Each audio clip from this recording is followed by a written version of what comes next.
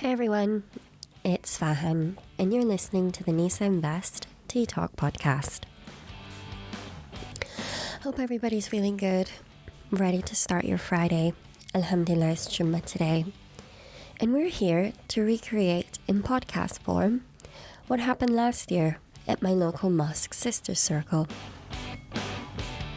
where a few of us got together and I was able to run a session on all things halal and personal finance. Whether it had to do with budgeting, halal investing, pensions, we covered all of it. And at the end of the session, I asked my sisters to leave me with what further questions they had so that I could cover it with you in podcast form. So, thanks so much for joining me, and let's get started. So thanks for joining for another episode of the Nisa Invest Tea Talk podcast. I'll read out the question that we have for this week. It says, ways to train ourselves to be more mindful about expenses and avoid spending for no reason. Latest phones, etc. And so yes, I have several thoughts I wanted to share, mainly around what it means to be good at spending. And then at the same time, mindfulness relating to any activity that we do has a lot to do with the habits that we have, how actively we think about what it is that we're doing, and avoid kind of being on autopilot and feeling, bad about it afterwards. To me, that is all with the view to ultimately feeling good when it comes to anything relating to our finances. And spending is a big part of that. When I think about the thought of, no one is born being good with money, it's not just about being a good saver or a good investor. Spending is a big part of what we do with our money too. And so in this episode, I wanted to almost embrace that topic a bit further and go through the thought that I have, which is that all planning that we do relating to our money is effectively just delayed spending. And so for this episode, the question that we're basically asking is, how is it that we can get good at spending money? And so we'll go through it in 3 parts.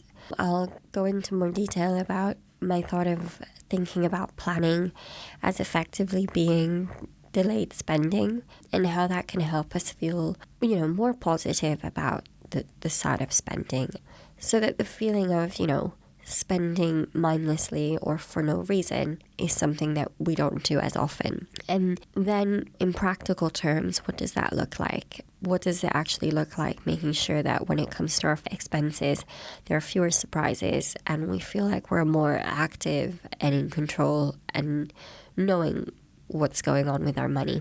And then lastly, there are some of these things that have actually nothing to do with numbers at all. Mindfulness relating to our finances is something that we can practice even, separate from spending, saving, investing, etc. And it's more about being more conscious of our financial thoughts, our emotions, and the way that we approach decision making relating to money. So for the first part, we'll start with the question, what do we mean by mindfulness relating to our finances? So when I looked at this episode, I really wanted it to be as practical as possible. And so I will whiz through this section to just act like we're almost introducing the topic and break down the question in more detail so that we can get into what are the things that we can do practically. What does it actually look like? And so for me, when it comes to mindfulness relating to our money, is effectively simply being the one that is in the driver's seat.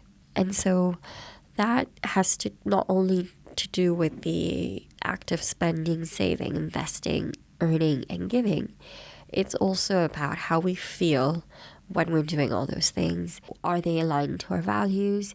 Yeah, it's almost as if the way that we spend our money is done in such a way that you feel like it reflects you as a person. And ultimately, it's also something that you consider positively, that you feel good about. So if I go back to the question, the feeling of spending for no reason, I like to flip that on its head and almost think of it as all planning that we ever do is just delayed spending.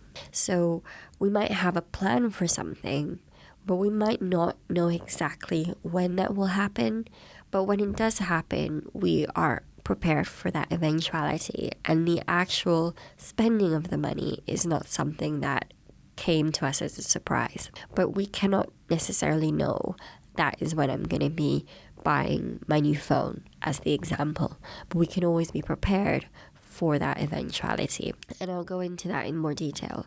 But yeah, when we think about spending for no reason, maybe we want to get closer to almost feeling like anything that we're doing with our money today, whether we're saving it, investing it, etc., in some way it's gonna be spent. We can't take it with us when we go, and so the act of spending itself is not entirely wasteful. That's the other side of it as well too. How is it that we can feel like we never waste money, or even the act of wasting money, if that does happen, it can almost be inevitable because people do make mistakes, or we cannot always foresee what we're going to be spending money on. And if something does catch us off guard, it is a learning opportunity. So that's kind of almost quite meta, but that's the way that I kind of want to think about it. It's almost like saying we want to feel like the wastefulness part is very, very small, but you can't avoid all waste in a system. And so in the end, it does boil down to simply having a plan. And when I think about the plan, I thought about the quote that effectively says that if you don't stand for something, you will fall for anything. So if you have any type of guardrail or any type of opinion about where is it that your money's supposed to go, that is when we get into spending money for no reason, because we didn't give it a reason. And the natural follow-on question to that is, well, there's a limit to how much we know about the future, and there's a limit to how much we know when we will be spending that money. But we can practically, through our budget and the way that we plan, create scenarios in our heads so that we know how is it that we expect ourselves to want to act, how is it that we planned ourselves to act in particular situations, so that there's, in our view, there's less waste when it comes to the way that we spend our money. And ultimately, inshallah, we're the ones that will feel good when it comes to spending, when we know that spending is, of course, a huge part of personal finance. And so yes, I have 4 tips here to share with you about ways that I practice planning delayed spending. So the first tip is how we can use the sinking fund to our advantage.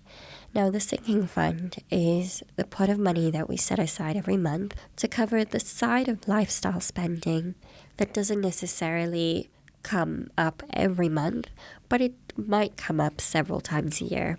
And spending that needs to be accounted for in a particular way, and it can't necessarily just come up from that particular month's budget. Because A, we might not know when that actually will happen, and B, it becomes difficult having to have every month's budget be so variable. The idea is to try to keep it as simple as possible, something that you double check maybe either when you have a big life event or twice a year, which is typically when I relook at my budget. And so working backwards, what is that number going to be?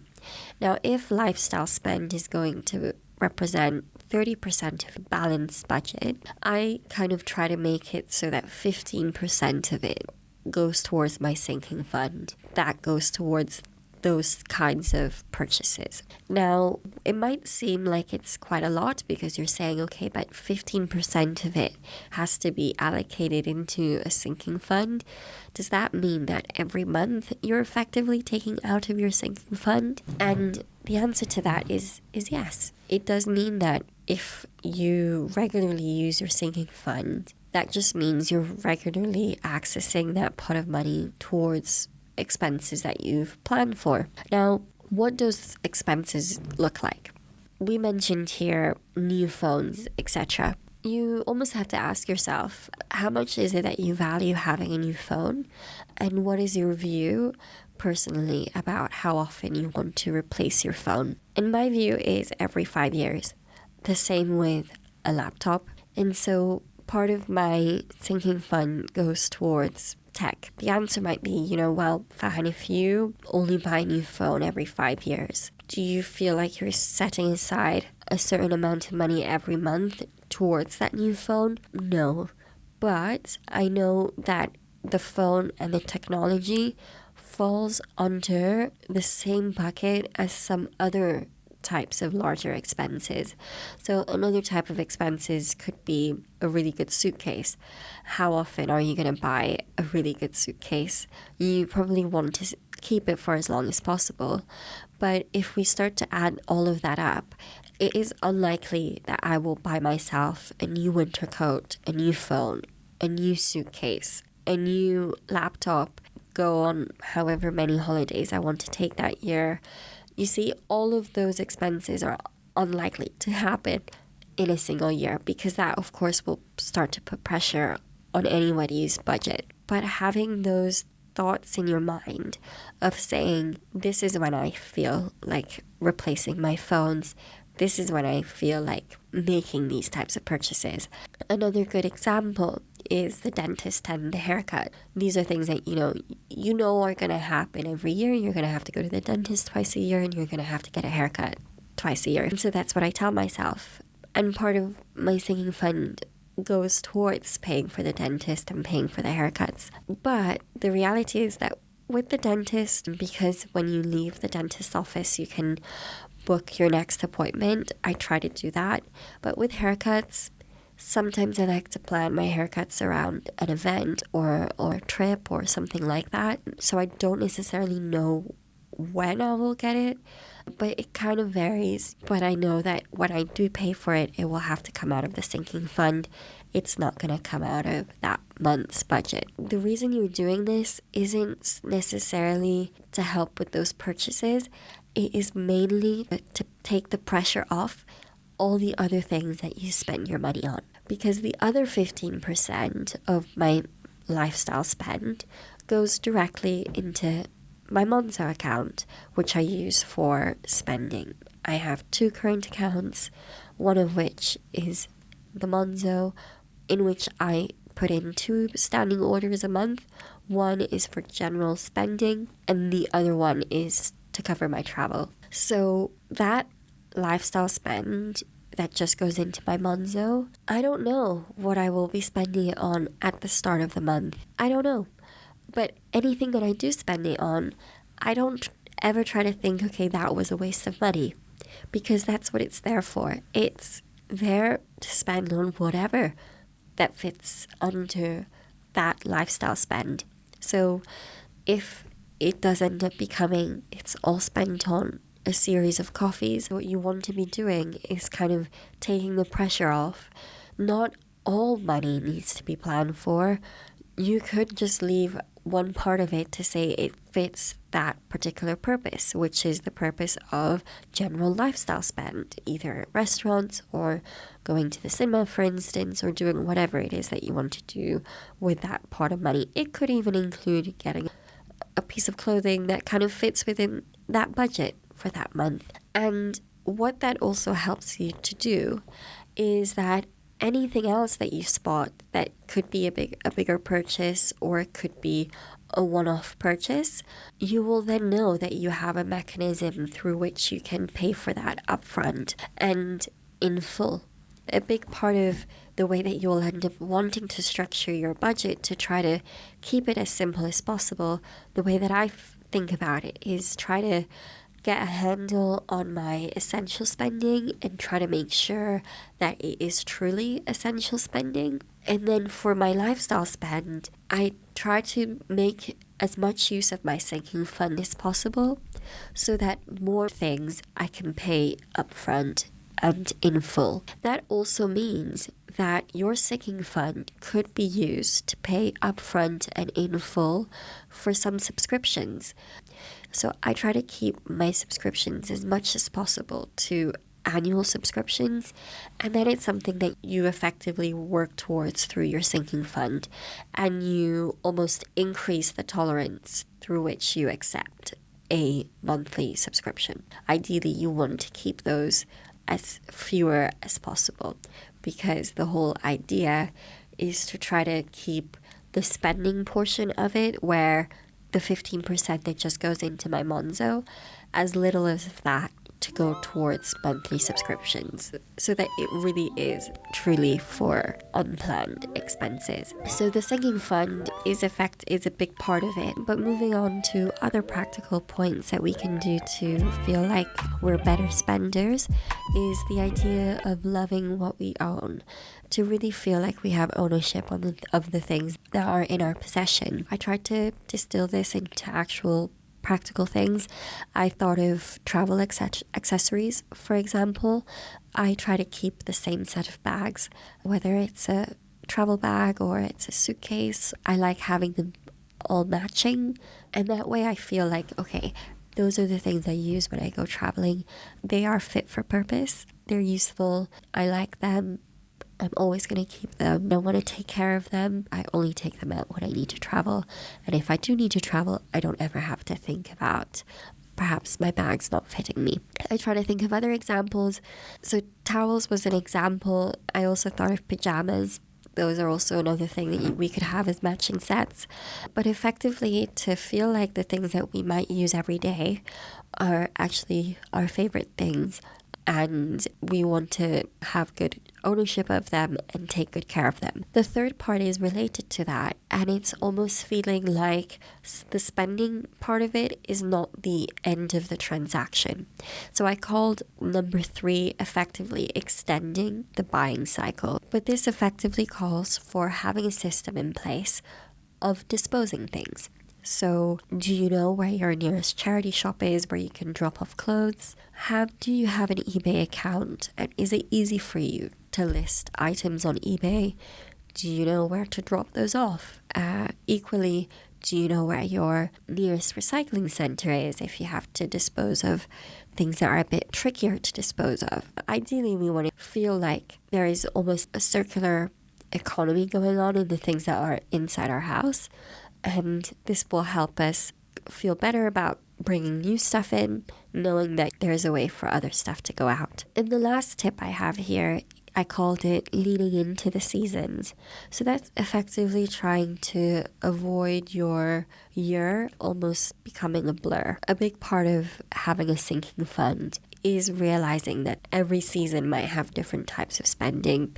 So yeah, I tried to come up with small rules for myself about how is it that I'll spend money in the summer compared to how I spend during the winter. So for instance, in the summer, I do enjoy doing more days out. So times when you buy a ticket to an event, so if it's like a sports match or it's a trip to a museum, you can even have a picnic outside of the museum. You can make a whole day of it, which can be quite fun and different to the way that you might do during the winter, and feeling like, okay, I might have to spend more upfront for this trip compared to going to dinner 3 times in a single month, in the month of December, which tends to happen sometimes even without planning. So it's just something useful that I try to keep in mind. But I realize that in listing all of these things, it might seem like I'm giving myself a lot of limits, or it might seem like it's quite rigid. But the way I view it is that by giving myself these types of limits, you're also giving yourself the freedom. Because I know how I would like to spend my sinking fund, because I pay attention to what does and doesn't fall into essential spending, I can truly keep the part of allowance that I give myself every month to truly be used for anything and anything. So because everything else has a structure, these rules effectively serve as a perimeter of freedom, if I could call it that, around my life, so that I avoid having every decision related to self-control, because ultimately that's really the hardest battle of all. Lastly, when we think about being more mindful with our money, and in general, how is it that we can train ourselves to do so, I do feel like tactics to improve your money mindfulness don't necessarily have to do with the numbers or the money. That throughout your life, training yourself to have improved skills in this area can help you be a better spender in the future. And to distill this, it's effectively about being present, being conscious of our financial thoughts, our emotions, and our decision making. And there are practical ways that we can do that. So I wanted to, for the rest of this episode, go through 3 tips that I wrote down about activities that we can do that have nothing to do with money that will help us become better spenders. And so the first one is to check our accounts at random, even at times when we don't necessarily have to do something relating to them, because that, I think, helps remove any type of emotion, but also removes any type of burden. Every time I have to go to the app, I have to figure out what to do about this or that payment.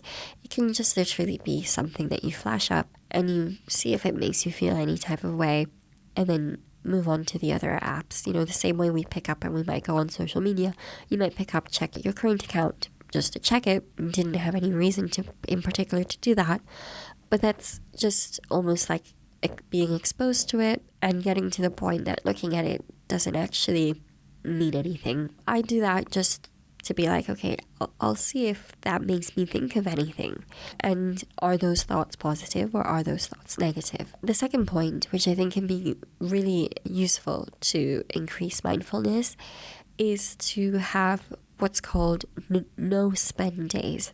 It's even better if it's a weekend day where you are not spending on anything other than essentials. Now, what does that look like? Now, with the having a Monzo, which I use for all spending that's not essential spending, that just means to me not using my Monzo for that day. And why is no spend days useful? It can serve as a detox. What is the purpose of having these no spend days? They're effectively a good way to hit pause. You're only spending on essential bills and groceries, and you're giving yourself the breathing room to not always feel like you're swiping. And it can help identify some blind spots, how you can incorporate more grocery spending, if there are things that technically you could have bought at the grocery store rather than getting it at the corner shop. Or similarly, it can just generally help you learn more about your spending habits. And the third is to try to envision your financial future, recognizing that it is something hard to do, as a way to train how far in advance we're capable of planning. Yes, because I do feel like every time you do need to have a plan, it's precisely the time when planning for that uncertain thing is quite hard to do. And that is precisely when we do need one. So if we might feel like actually planning even up until the end of the year is difficult, it's quite good to try to get yourself into the habit to try to put something down on paper, even if they are things that are quite loosely held. So I try to have as loosely held plans. Why? Because it's much easier to steer a boat that's already moving. Once you get started, once you start to put a mark on the chalkboard, as it were, you're able to then start to get your mind thinking about whether you agree with something, whether you don't agree with something, if that will serve your goal or what that won't serve your goal. And to end this episode, that is why having tawakkul is so important, because big part of that is not simply putting our trust in Allah subhanahu wa ta'ala. It's also about trying to do the best that we can with the information that we have in the present. And as a whole, that can help a lot with dealing with uncertainty. My hope is that this episode did throw up some fun, interesting challenges that we can do. And do let me know if that's the case. Thank you for joining me. This has been the Nisa Invest Tea Talk podcast. I will see you next Jummah. Bye for now.